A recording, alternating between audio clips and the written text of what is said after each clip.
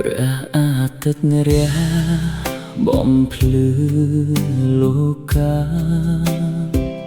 តែចិត្តរៀមរានឹកតែរូបអូនរាល់ថ្ងៃកន្លងបងបងចង់ជួបស្ងួនចង់ក្បែររូបអូន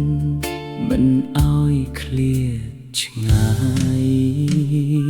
ពេលដែលបងហត់នឿយនឹងការងារពេលដែលមានគ្រាទុក្ខសោកកាយាគ្រាន់តែឃើញភ័ក្រស្រស់ស្រីជីវ៉ាទុក្ខសោកទាំងឡាយរលាយបាត់អស់បានឃើញស្នាមញញឹមអូនបងក៏មានក្តីសុខបំភ្លឺក្នុងភ្នែកបងឲ្យភ្លឺថ្លាស្រស់បំប្រងស្នាមញញឹមផ្អែមលហែមដែលបងតែងតែប៉ងជាឱសថទឹកយ៉ាងព្យាបាលបេះដូងបងសូមអូនញញឹមបែបនេះឲ្យបងមើលជារៀងរាល់ថ្ងៃព្រោះវាជាកម្លាំងចិត្តដ៏មាននំលៃសម្រាប់បង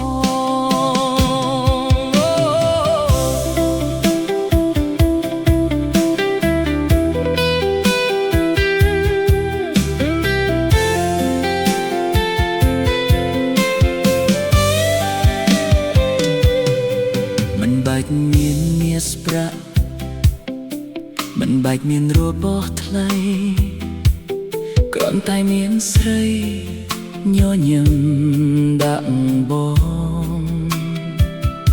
ពិភពលោកនេះคล้ายជាសួគ៌ាក្រងបងសន្យាថានឹងថែស្នាមញញឹមនេះឲ្យគង់វង្ស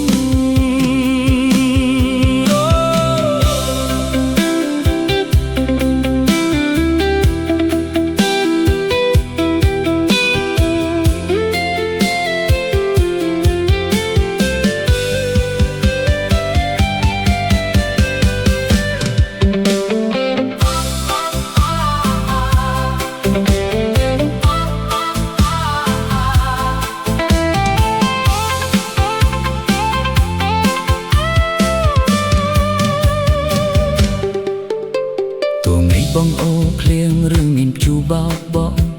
ក៏បងមិនភ័យខ្លាចឬក៏រុញរាឲ្យតែមានអូននៅក្បែររូបបងរាល់គ្រាញញឹមមករកបងនោះបងមានក្តីសុខហើយបងស្រឡាញ់ស្នាមញញឹម